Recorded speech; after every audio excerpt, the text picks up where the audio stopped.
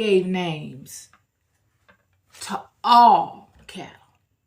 Everything that you consider cattle, Adam named it.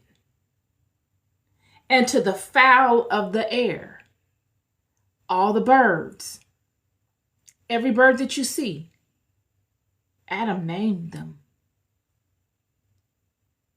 And to every beast of the field, every beast, Adam brought them forward, inspected them, and named them.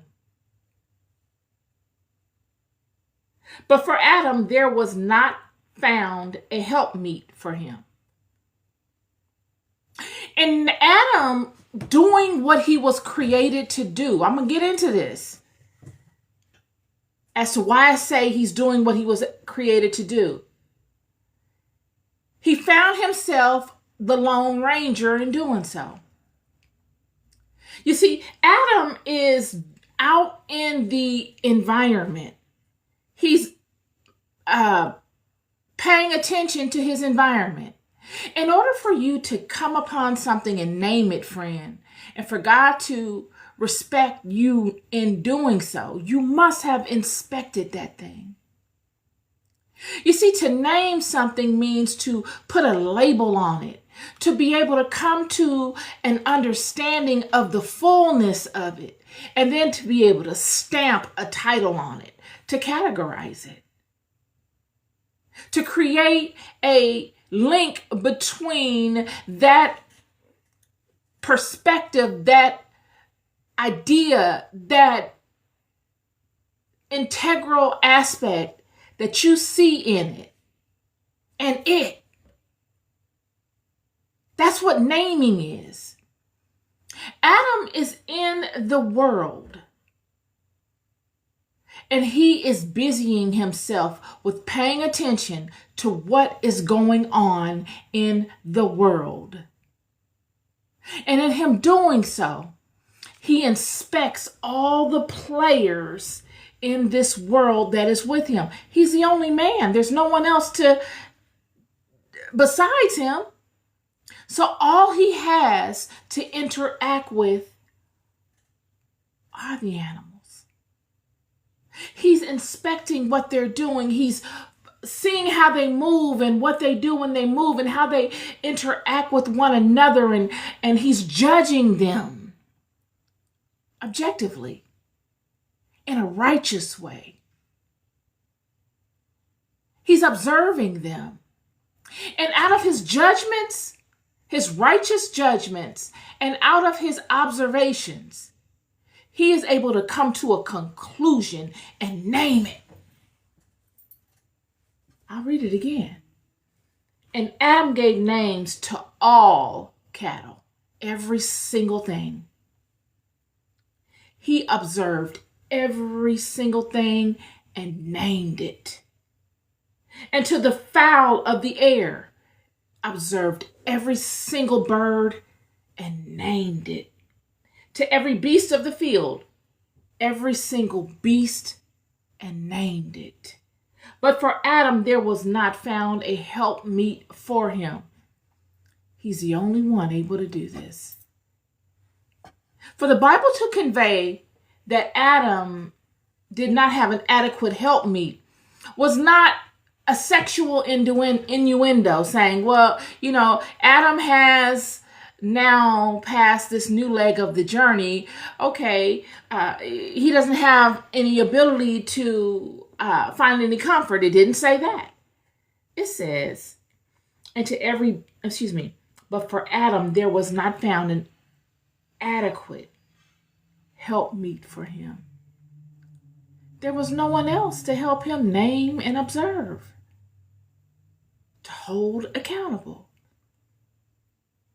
He's doing everything by himself. We got a twofold situation going on right here. I'm going somewhere with this. One is that Adam does rise to the occasion and stand in his creation. And he begins to act upon his creation without being micromanaged to do so. He takes it upon himself to interact within his environment. And he holds himself up in a kingly manner, an executive position, a leadership role. He doesn't befriend the animals. He doesn't look at them and say, I don't want to do what my spirit is telling me to, and that is to categorize you and to name you and to really to state what I think of your actions. I don't want to hurt your feelings. So I'm not going to do that. I'd rather be your friend. Adam doesn't do that. He doesn't deny the flow of spiritual water in him. He allows himself to move in the method in which he was created to move. He does by nature what he was created to do. He observes the vastness of this kingdom, and he observes every little detail of it. He names everything, y'all. And in order to do that, the Bible is conveying the level of focus he had, the level of interest he showed, and what was going on around him. He's not paying attention to the wind and naming the wind. He can't see the wind. He's paying attention to those dynamics that are at play, causing change in his environment. That's what he's doing. And God says, you're trending. You're doing exactly what you were created to do. I love this. This is what I created you to do. You're standing in your purpose. You're not bowing and cowering down to the wills and the desires of other things. You're not impeding the flow of my spiritual water in you to fit in to comfortability. You're not trying to make the deer and the bulls and the lions and the foxes and the dogs and the cats like you. You are upholding yourself to a level of integrity that has nothing to do with likability, even though it does. It's not offensive, but you standing in it and owning it, even though one would prefer you not to do it, you owning it in the right spirit takes away any offense. They got to respect it. It's a respectable attribute.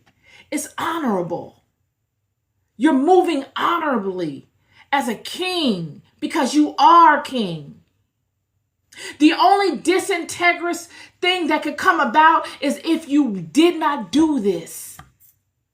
You will fall short. And those that view you and that respect you in your honorability by naming them would then not respect you. They would know that they could overcome you. They would know that they could manipulate you because they know within their spirit that you've fallen short. They see the weakness in your transgression and they understand why you did it without you ever having to say the whys. This is the beauty of God's system. I brought this scripture up because it is synonymous with what we were created to do. I don't care what region of the world you're in. I don't want to go down the laundry list of ethnicities as I always do. But you know what I'm talking about. I don't care where you are.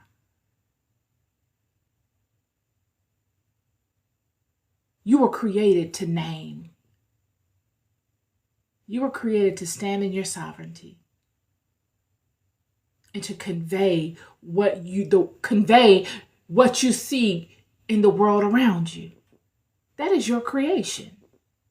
There is nothing disintegrous about that. The only disintegrous thing in that is if you do so out of an unrighteous spirit, malice. But if you allow the flow of spiritual water to flow from you in truth, there is no disintegrity in that. Adam and Eve will go into the world And their primary goal is to observe and to name.